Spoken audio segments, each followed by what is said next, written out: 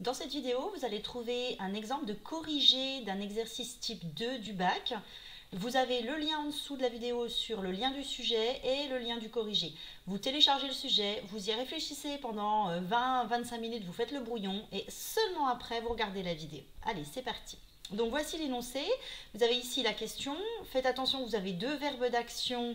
Proposer une localisation pour les gènes S et P, ce qui signifie la localisation des gènes, c'est-à-dire est-ce qu'ils sont liés ou indépendants. Et ensuite, montrer comment s'est diversifié le génome au cours des croisements. Deux verbes, proposer et montrer, ça veut dire au moins déjà deux parties dans le plan quand vous rédigerez. Alors, deux types de croisements, je reviendrai dessus. Le premier croisement, c'est deux lignées pures, c'est-à-dire deux homozygotes qu'on croise entre eux. On appelle ça aussi un croisement parental. Vous avez ici le résultat, la F1. Et ensuite, un deuxième type de croisement où vous croisez un F1 avec un homozygote, une lignée pure. Donc un F1 fois un homozygote, c'est aussi ce qu'on appelle un croisement test. Et vous avez ici les résultats de ce croisement test, donc les phénotypes des F2BC.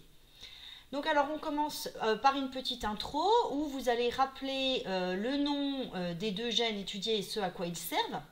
Donc vous avez un gène qui code pour les soies de la drosophile, donc les poils, en sorte de poils de la drosophile, qui sont donc deux allèles, S+ pour les soies normales et S pour les soies chevelues, donc deux allèles du gène S.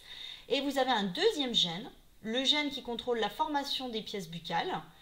Et ces pièces buccales sont également présentes codées par deux allèles, le P+ qui code les pièces buccales normales et P qui code les pièces buccales en forme de trompe d'éléphant.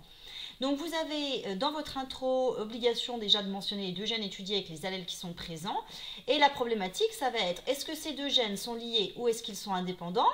Et ensuite, comment sont diversifiés le génome? C'est-à-dire, vous reformulez un petit peu la problématique qu'on vous donne. La question, ça veut dire comment les allèles se sont brassés au cours des générations, au cours des croisements. Donc vous allez avoir un développement en deux parties. On va commencer par la première partie. Donc moi je fais des plans apparents, c'est pas obligatoire, mais ça peut être bien pour vous aider à vous organiser. Donc grand 1, après l'intro, grand 1, localisation des gènes SCP. Petit 1, on va commencer par l'analyse du croisement parental. Et il faut savoir, c'est ce que je vous ai mis en rouge après, qu'un croisement parental, donc entre deux homozygotes, ça permet de déterminer quels sont les allèles dominants et quels sont les allèles récessifs. Alors petit rappel sur les conventions d'écriture, le phénotype, c'est les caractères qu'on observe. Ça ne pas confondre avec le génotype qui sont les allèles présents. Là, c'est le caractère exprimé. On l'écrit entre crochets. Alors, si je reprends avec cette écriture entre crochets, on a donc croisé un individu parent, donc je vais l'appeler P1, qui est de phénotype S+ P, donc entre crochets, c'est son phénotype. On l'a croisé avec un deuxième parent, donc un deuxième homozygote, SP+. Et on obtient une F1 qui est 100% S+ P+ de phénotype. Mais c'est bien le phénotype exprimé, c'est-à-dire les caractères qui s'expriment. Comme à chaque fois, pour chaque gène, on hérite d'un allèle de son père, d'un allèle de sa mère, on voit bien que F1, il a dû prendre, chez l'homozygote, il n'y a pas le choix, il a deux fois S+, donc il lui a donné S+, et l'autre homozygote, lui a deux fois S, il lui a donné un S. Donc chez le F1, vous avez un allèle S+, et un allèle S. Pourtant, il n'y a que S+, qui s'exprime au niveau du phénotype. Donc ça veut bien dire que S+, c'est l'allèle dominant et S, l'allèle récessif. Même raisonnement pour P+. Vous avez chez F1 uniquement P+, qui s'exprime. Or, il a hérité d'un allèle petit p de P1 et de l'allèle P+, de P2. Donc s'il n'y a que P+, qui s'exprime, c'est que P+, est dominant et P est récessif. Donc vous avez à vous justifier, là je vous donne le raisonnement final, de justifier quels sont les allèles dominants et quels sont les allèles récessifs en prenant l'exemple du F1 qui a tous les allèles mais n'en exprime que deux. Ce sont les allèles dominants. Donc une fois que vous avez analysé votre croisement parental, faites bien attention à ce qu'on voit dans l'énoncé, c'est-à-dire que le premier parent, il a un allèle dominant, S+, il l'a deux fois, c'est un homozygote, mais pour le deuxième gène, il a l'allèle récessif. Donc ça, c'est pas hyper commun dans les exos. Souvent, les parents, il y a un parent qui a tous les allèles dominants, puis un autre parent qui a tous les allèles récessifs. Là, ce n'est pas le cas, donc faites gaffe. Il y a un des parents qui a l'allèle dominant et l'allèle récessif pour l'autre gène, et inversement pour le deuxième parent. Donc ça, c'est une petite subtilité dans ce sujet. Chaque parent porte un allèle dominant et un allèle récessif. C'est différent des exercices habituels que je vous montre là. C'est hors sujet, c'est un autre exemple qui est plus classique, que vous avez dû faire en classe. Vous avez une drosophile qui a les ailes longues et un corps gris, qui est donc un souche pure, donc un homozygote. Il a 2 fois les mêmes allèles pour chaque gène. Et on l'a croisé avec un autre homozygote qui lui a les ailes vestigiales et le corps noir. Ébène veut dire noir. Quand on a la F1, quand on fait ce croisement, on obtient une génération après qui s'appelle F1. Et cette F1, ils sont tous aux ailes longues et au corps gris. Donc on voit bien que ailes longues et corps gris sont issus des allèles dominants et donc sont issus de cette drosophile-là. Et cette drosophile-là a donc les 2 allèles dominants alors que celle-là, elle a 2 allèles récessifs. Dans l'exercice que vous avez là, ce n'est pas le cas. Un des parents a un allèle récessif et un allèle dominant pour chaque gène. Alors revenons à notre sujet. À ce stade, il est difficile de faire des schémas. On ne sait pas encore si les gènes sont liés ou indépendants en analysant un croisement parental. Pour savoir s'ils sont liés ou indépendants, il faut analyser le deuxième document, le croisement test. Donc vous faites une petite transition quand vous rédigez, quand vous passez d'une partie à une autre, vous interrogez votre jury sur l'intérêt de passer à un document suivant. Et donc là, l'intérêt, ça va être de savoir si les gènes sont liés ou indépendants. C'est pour ça qu'on va analyser le croisement test dans le petit 2. Donc on est toujours dans la première partie, et on est dans le petit 2, analyse du croisement test. Donc l'analyse d'un croisement test, c'est-à-dire un F1 fois un homozygote récessif, ou un parent, ou un souche pure récessif, ça permet de déterminer si les gènes sont liés ou indépendants. Pour vous, c'est important que vous compreniez à quoi servent chaque type de croisement. Tout à l'heure, on a dit le croisement parental, ça permet de déterminer si les allèles sont dominants ou récessifs. Les croisements tests, il faut que vous sachiez que ça vous permet de déterminer si les gènes sont liés ou indépendants. Alors comment? Alors, petit rappel sur les localisations des gènes. Des gènes indépendants. Dans votre énoncé, vous étudiez 2 gènes. Ok? Ces 2 gènes, ils ont la possibilité d'être sur 2 paires de chromosomes différentes. Le gène S sur une paire, puis le gène P sur une autre paire. Dans ce cas-là, quand vous faites vos schémas, vous avez 2 paires de chromosomes, vous avez une cellule 2n égale 4. Par contre, il est possible que les 2 gènes que vous étudiez, S et P, soient liés, c'est-à-dire soient les 2 sur la même paire de chromosomes. En ce moment-là, quand vous faites des schémas, vous faites une seule paire de chromosomes. Donc c'est très important de savoir si les gènes sont liés ou indépendants pour pouvoir faire des bons schémas. Alors, je vais vous montrer comment on arrive à déterminer si les gènes sont liés ou indépendants. Alors, je vais prendre des exemples qui ne sont pas les exemples du sujet, mais qui sont des exemples que vous avez classiquement vus pendant vos TP ou vos exercices. Donc, comment on peut savoir si les gènes sont liés ou indépendants en analysant les croisements tests? Eh bien, il faut voir les proportions des phénotypes de la génération F2BC obtenus lors du croisement test. Si les phénotypes obtenus en F2BC sont équiprobables, donc 25% de chaque phénotype, alors les 2 gènes étudiés sont indépendants. Je vous donne un exemple, peut-être celui que vous avez vu en classe. On croise des ailes longues avec un corps clair, avec des ailes courtes avec un corps noir, on obtient une F1. Donc ça, attention, c'est le croisement parental, qui permet de savoir quels sont les allèles dominants et quels sont les allèles récessifs. Ensuite, ici, vous avez le deuxième croisement, le croisement test, la F1 fois l'homozygote récessif. Et bien, vous voyez que la F2BC que vous obtenez, la génération obtenue, il y a 25% de chaque type de phénotype. Ça veut dire que les 2 gènes étudiés, le gène de la longueur des ailes et le gène de la couleur du corps, sont des gènes indépendants. Quand vous schématisez, par exemple, là je vous ai schématisé les allèles présents chez l'individu P1, donc le parent homozygote dominant, vous faites 2 paires de chromosomes. Alors là, attention, j'ai fait des chromosomes simples, ils pourraient être doubles, mais on peut simplifier en les faisant simples. Vous avez donc une paire de grands chromosomes sur lesquels il y a le gène VG et une paire de petits sur lesquels il y a le gène de la couleur du corps. Donc vous voyez qu'il y a 2 paires de chromosomes quand vous schématisez. 2 gènes indépendants, c'est-à-dire pas sur la même paire, donc on fait 2 paires. Autre exemple, toujours qui ne sont pas en rapport avec le sujet, mais qui est un exemple que vous avez certainement vu. Je prends l'exemple du corps noir L courte avec un autre gène que le gène EB, qui est le gène B. Pareil, là vous avez le croisement parental, P1 fois P2, on obtient la F1, on détermine quels sont les allèles dominants et récessifs, et ensuite on fait le deuxième croisement, la F1 fois l'homozygote récessif. Ça c'est le croisement test. La génération F2 que vous obtenez, la F2BC, vous voyez bien qu'elles ne sont pas dans les proportions équiprobables. il y a 16 corps gris L longues et corps noirs L courtes, et vous avez quelques nouveaux phénotypes recombinés, corps gris L courte, qui est une combinaison qui n'existait pas avant ce croisement, et corps noir L longue, nouvelle combinaison aussi qui n'existait pas avant ce croisement. Quand on fait les proportions, elles ne sont pas équiprobables en F2BC. Dans ce cas-là, si les phénotypes des F2BC ne sont pas équiprobables, c'est que les deux gènes que vous étudiez sont liés. Donc ça vous donne quoi comme schématisation? Ça vous donne ça. Là, j'ai schématisé le parent homozygote récessif. On fait qu'une seule paire de chromosomes. Là, je vous les ai fait doubles. Je pourrais les faire simples, hein. Une seule paire de chromosomes avec le gène B, là je vous l'ai mis en haut, et le gène VG qui est en bas. Mais les deux gènes étudiés sont bien sur la même paire de chromosomes. Donc vous faites une seule paire, contrairement à tout à l'heure, quand les deux gènes sont indépendants, on fait deux paires. Donc vous voyez que analyser le résultat de la F2BC, les proportions des F2BC, vous permet de déterminer si les gènes sont liés ou indépendants. Alors, provenons à notre exemple. Le croisement test que vous avez dans votre énoncé, on croise un F1 avec un parent qui est S et P. Faites attention, il est SP là.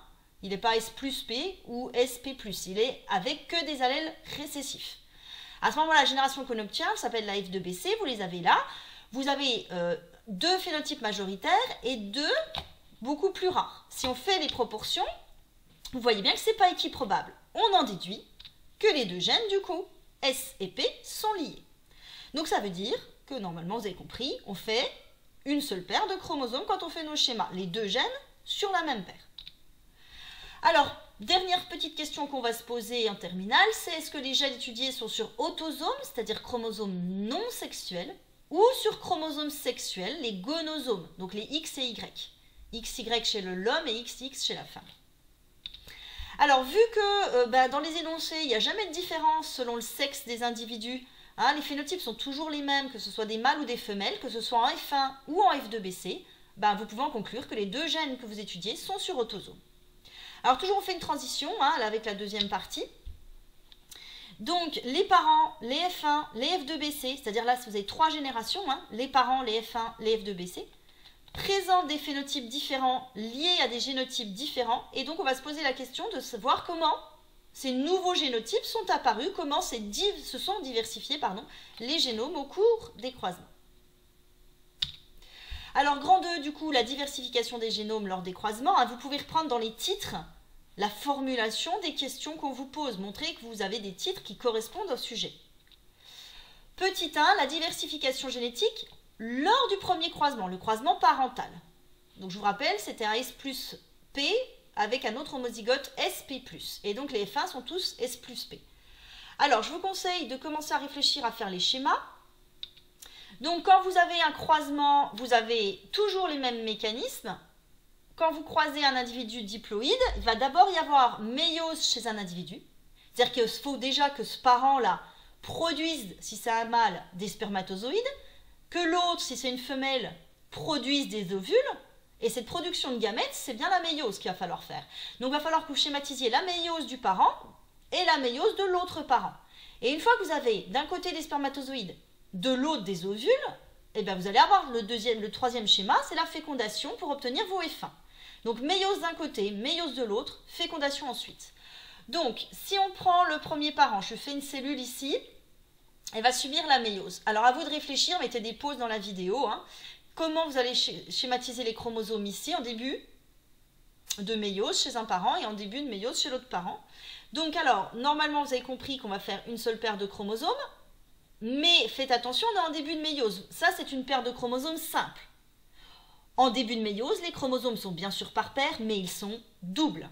Donc, vous faites des chromosomes doubles. Ça, c'est une cellule qui peut rentrer en méiose. Les chromosomes sont par paire et ils sont doubles. Maintenant, où positionner les gènes? Pareil, vous faites pause dans la vidéo, vous réfléchissez. On a dit que les deux gènes, S et P, les deux gènes qu'on étudiait, sont liés. Donc, vous allez avoir, je vous choisissez un endroit pour le gène S, un endroit pour le gène P, et après, vous n'en bougez plus pendant vos schémas. Donc, pareil chez l'autre individu, on va faire une paire de chromosomes doubles et on place nos allèles. Donc, lui, il est homozygote, ça veut dire qu'il a S+ partout. Et il est homozygote pour P, il a P partout. Pareil, lui, il est homozygote, donc S partout et P+ partout. Ces cellules-là vont rentrer en méiose. Alors, la méiose, normalement, une méiose, c'est une division double. Hein, il y a deux divisions successives et on aboutit à 4 cellules. Mais là, si vous réfléchissez bien, vous allez avoir 4 fois la même cellule. C'est pour ça que moi j'en ai dessiné qu'une, version un peu feignasse. Vous allez mettre votre méiose et vous dites qu'on obtient 4 fois la même cellule. C'est important de mettre le x4, sinon votre schéma il est faux. Hein? Donc cette cellule-là va se diviser, on va obtenir 4 cellules comme celle-là, 4 gamètes. De l'autre côté, c'est pareil, elle va subir la méiose et on obtient 4 gamètes avec S et P+, sur la chromatide. Ensuite, on a dit qu'on faisait la fécondation la méiose d'un parent, la méiose de l'autre. Une fois qu'on a nos gamètes de chaque côté, il va y avoir fécondation. Fécondation, c'est simple. Vous réunissez tout ce qu'il y a dans un gamète avec tout ce qu'il y a dans l'autre. Donc, vous vous retrouvez avec une paire de chromosomes simples.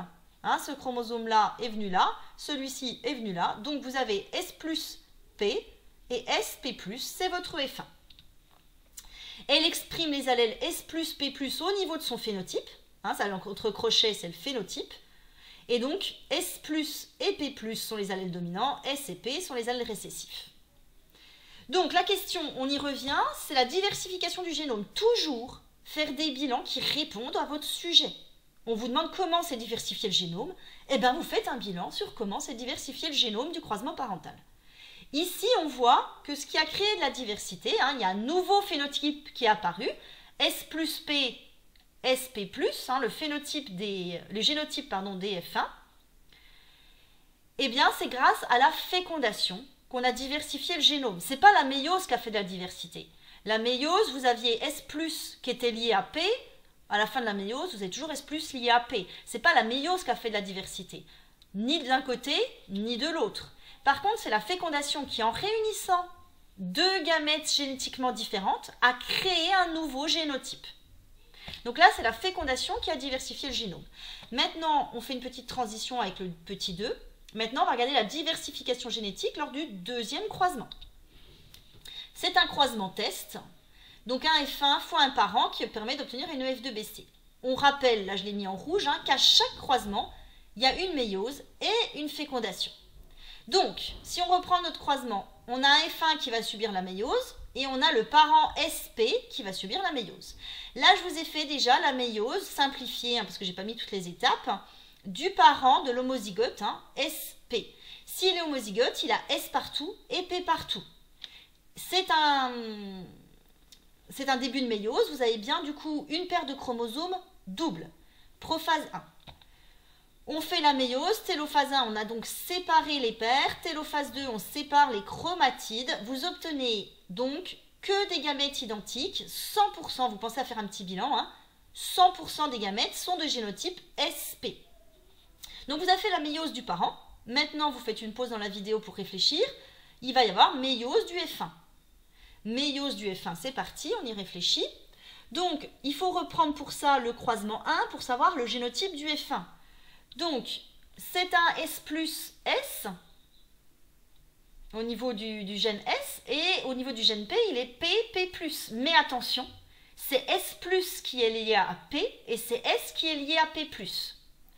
Donc, pareil, on fait une méiose simplifiée. Il va avoir cette séparation des chromosomes doubles. Et ensuite, deuxième division de méiose, séparation des chromatides. J'ai donc des gamètes qui ont S plus lié à P 2 fois. Et des gamètes qui ont S lié à P plus 2 fois. Ça, c'est la méiose, on va dire, classique. Mais, quand les gènes sont liés, on peut avoir de temps en temps des crossing over qui vont se dérouler. Donc, on va faire la méiose avec crossing over, qu'on appelle aussi le brassage intrachromosomique. Donc, c'est des échanges de portions de chromatides entre chromosomes de la même paire. Donc, je vous laisse réfléchir à comment on le schématise. Faites une pause dans la vidéo si besoin. Donc, j'ai un échange de chromatides, ça se déroule en prophase 1. C'est pour ça que je l'ai détaillé, ma prophase 1. Et j'ai mis en couleur pour montrer bien qu'il y a eu des échanges de portions de chromatides. Et donc, on aboutit à des chromatides qui portent S et P, ce qui n'existait pas avant, et une autre chromatide là qui porte S plus et P plus, ça non plus, ça n'existait pas avant le crossing over. Donc le crossing over a permis l'apparition de deux nouveaux génotypes, SP et S plus P plus, qui n'existaient pas et qui n'existeraient pas s'il n'y avait pas de crossing over chez les F1. On fait un petit bilan. La méiose a abouti à deux nouveaux types de gamètes, les S plus P plus et les SP. Et donc, le brassage intrachromosomique a diversifié le génome lors de la méiose de ce F1. Vous avez fait la méiose d'un F1, la méiose du parent. Une fois que vous avez fait les méioses de chacun, on fait un échiquier de fécondation. Donc, il y a la fécondation dans un échiquier, ça permet de résumer toutes les possibilités de fécondation. On a dit que le F1 produisait 4 types de gamètes. Ok ? Et le parent en produit qu'un seul type. Donc, on fait un tableau avec 4 colonnes pour les gamètes du F1 possible et une seule ligne pour le gamète possible produite par le parent, par l'homozygote. On va obtenir dans l'échiquier de fécondation réunis, on a dit dans une même cellule, les chromatides de chaque type de gamète. Et vous avez ici votre F2BC qui est de génotype S plus P, SP, et donc qui a un phénotype S plus P.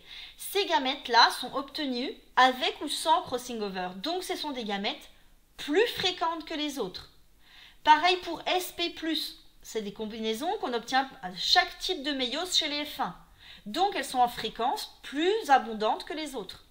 Par contre, les gamètes S+, P+, et S et P, vous ne les obtenez que s'il y a crossing over. Donc celles-ci sont plus rares. Ce qui fait que les F2BC qui ont ces génotypes-là seront plus rares que les autres. Donc la fécondation a diversifié le génome en réunissant au hasard des gamètes. Donc là, vous avez la méiose et la fécondation qui a diversifié le génome. Votre exercice est terminé. J'espère que vous avez apprécié. Bonne journée à tous.